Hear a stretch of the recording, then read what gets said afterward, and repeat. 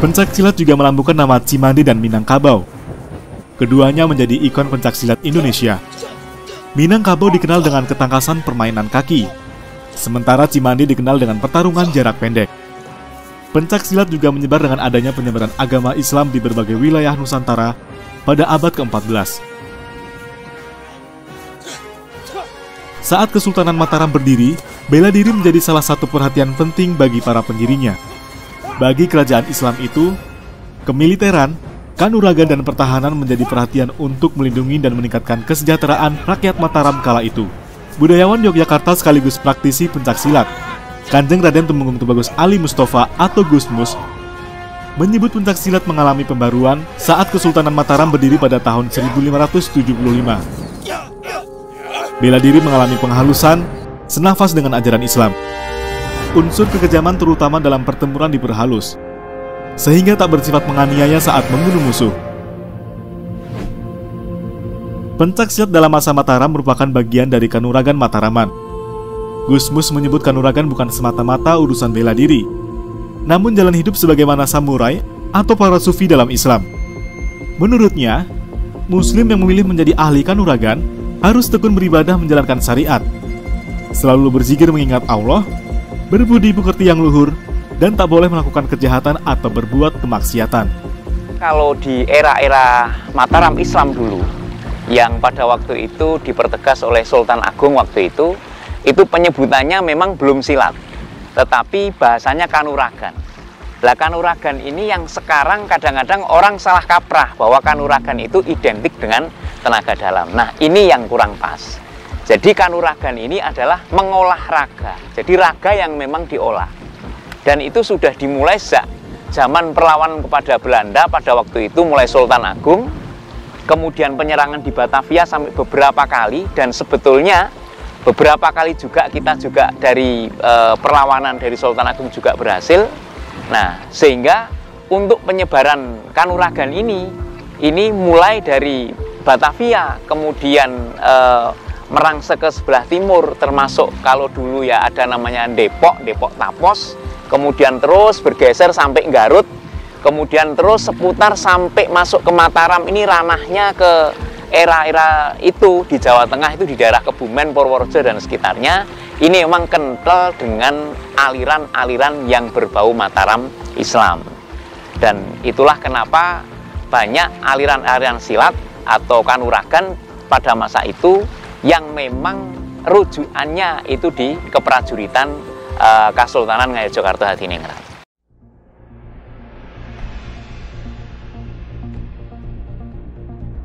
Seorang ulama di tanah Jawa biasanya adalah seorang ahli kanuragan. Perkembangan bela diri Mataram kian masif saat Sultan Ageng Mataram berencana menyerang VOC. Sebelum serangan pertama pada tahun 1628, Sultan Ageng menyebarkan para ulamanya untuk mengajarkan agama dan pencak. Agama menjadi pondasi saat itu untuk mengobarkan perang jihad fisabilillah melawan Belanda. Dengan begitu, pencak Mataraman menyebar di Jawa Barat hingga Jakarta. Bahkan, saat Sultan Ageng kalah pada serangan pertama, salah satu panglima perangnya, Kanjeng Arif Muhammad dan sekian ratus prajuritnya, menetap di kampung pulau di Garut. Di sana ia berjuluk Ki Ageng Cangkuang dan menjadi ulama juga mengajarkan pencak Mataram. Pencak Mataram itu kemudian diwariskan kepada para bangsawan dan ulama di Jawa Barat dan menyebar di seluruh pulau Jawa. Para ulama menyebarkannya di pesantren-pesantren. Namun para ulama hanya mengajarkan pencak yang memiliki kaitan dengan Kesultanan Mataram. Hanya kepada murid yang dipandang bisa membawa amanah, ibadahnya tertib, dan memiliki akhlak yang mulia. Salah satu kiai karismatik yang mewarisi pencak Mataraman adalah Kiai Haji Nur Hasan Al-Ubaidah. Ia adalah cucu Kiai Haji Yasin dan Pangeran Kertonadi, yang memiliki garis keturunan Pangeran Diponegoro. Keduanya merupakan tokoh-tokoh yang berjuang bersama Pangeran Diponegoro dalam Perang Jawa pada tahun 1825 hingga 1830. Kiai Haji Nur Hasan menguasai silat Cikaret dan berbagai seni bela diri dari Kiai Haji Yasin dan berbagai pesantren tempat ia menimba ilmu. Sebagai ulama sekaligus pendekar, menurut Kiai Haji Muhammad Yusuf, salah satu sesepuh Persinas Asad, dalam pertarungan, ia tak pernah melukai musuh atau dilukai. Kiai Haji Nur Hasan juga menggunakan pencak silat untuk menghibur para santrinya pada saat pengajian. Atas dorongan Kiai Haji Abdul Thohir putra Kiai Haji Nur Hasan, para santrinya kemudian mendirikan perguruan seni bela diri Persatuan Silat Nasional Aman Selamat Ampuh Damai atau Persinas Asad pada tahun 1993. Guru besar Persinas Asad saat ini adalah Kiai Haji Abdul Aziz Sultan yang merupakan putra Kiai Haji Nur Hasan. Persinas Asad menjadi salah satu anggota Ikatan Pencaksilat Indonesia termuda, namun memiliki prestasi yang mengagumkan di tingkat nasional maupun internasional. Ternyata kuncinya harus ada di IPSI. Kita harus kemudian tampil legal, sehingga kemudian kita telusuri untuk bisa legal itu apa yang harus dijalankan. Ternyata IPSI adalah organisasi nasional yang diakui. Nah, itu termasuk ya hambatan yang betul-betul harus kita dobrak, harus kita atasi, karena tanpa itu tidak bisa. Akhirnya terus bertahap, terus kita nyampaikan semua ada, mencoba daftar, sehingga relatif mulai dikenal.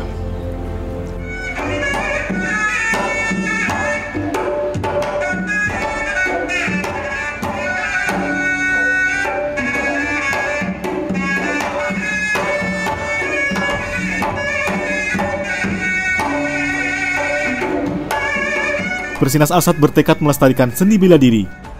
Dalam upayanya itu, Asad membentuk Dewan Guru yang mengajarkan pencaksilat klasik seperti aliran Cikaret, Silat Cimande, Kunto, Singa Mogok, Nagan, Cikalong, Syah Bandar, Garuda Mas, dan Tangkap Menangkap. Pada usia yang terbilang muda dibanding perguruan silat lainnya, Persinas Asad mampu berbicara banyak di tingkat nasional bahkan internasional. Saat Festival Bela Diri Dunia Chungju World Martial Art Festival di Korea Selatan, Persinas Asad juga ditunjuk pengurus besar Ikatan Pencaksilat Indonesia atau PBFC, mewakili Indonesia bersama perguruan silat Joko Tole dan Pamur dari Madura. Persinas Asad meraih prestasi 3 besar peserta terbaik dengan predikat Outstanding Performance bersama peserta dari Jepang dan Cina. Perkembangan Persinas Asad itu menjadi perhatian Sekretaris Jenderal Persekutuan Pencaksilat Antarbangsa atau Pesilat, Teddy Suratmaji, yang juga Wakil Ketua Pengurus Besar Ikatan Pencaksilat Indonesia atau PBFC.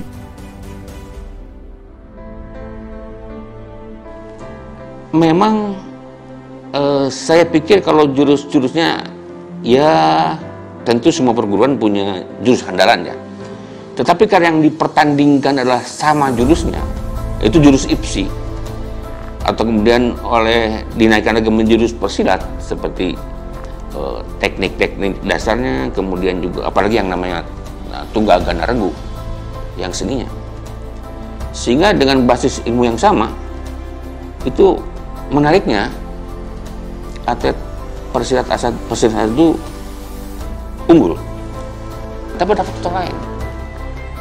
Kalau yang diamati adalah ada faktor-faktor yang dari sisi mental spiritual, itu yang kemudian kalau boleh saya katakan nggak ada bandingannya.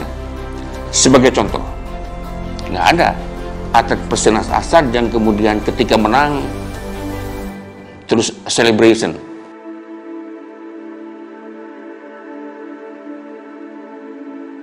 Selain pertumbuhannya yang pesat, atlet-atlet Persinas Asad mampu berbicara banyak pada tingkat kejuaraan daerah, nasional, hingga internasional. Salah satu kunci keberhasilan mereka adalah karakter yang rendah hati, namun disiplin dalam mengembangkan diri.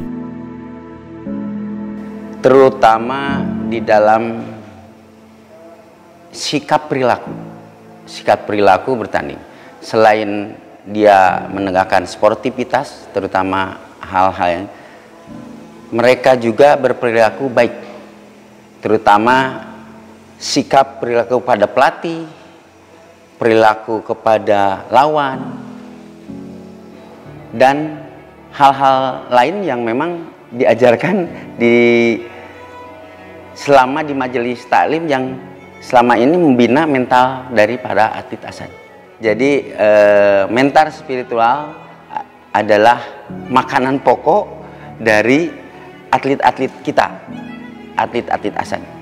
menikmati, menerima qadar dari Allah, menjalankan sebaik-baiknya dan mempersiapkan diri untuk kembali kepada Allah. Itu prinsipnya adalah ketika dia diberikan kekuatan untuk membela yang kecil, membantu yang lemah, mengingatkan kepada yang salah, itulah sifat pendekar yang sebetulnya.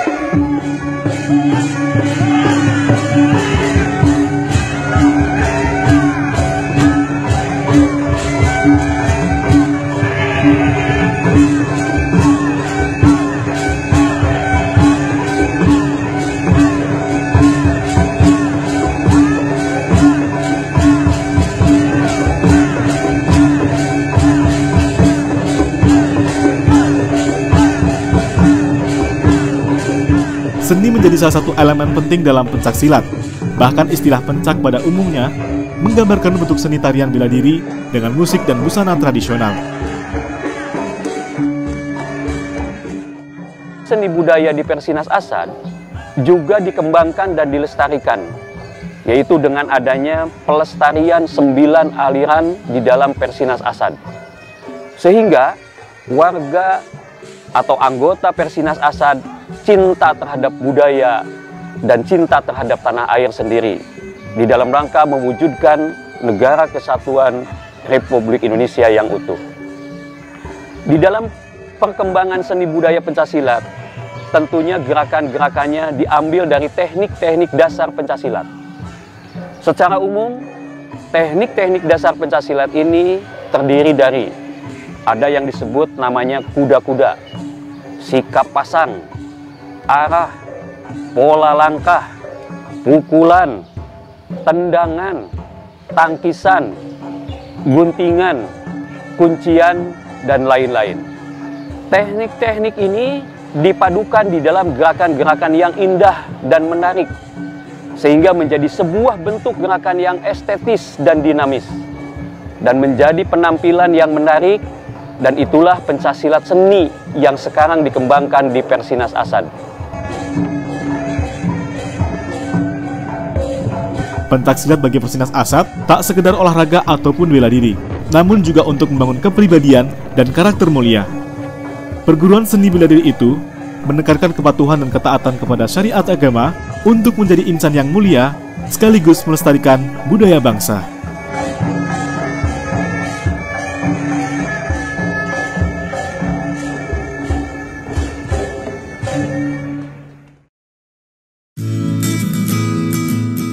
Alhamdulillahi jazakumullah khairah telah menonton video ini.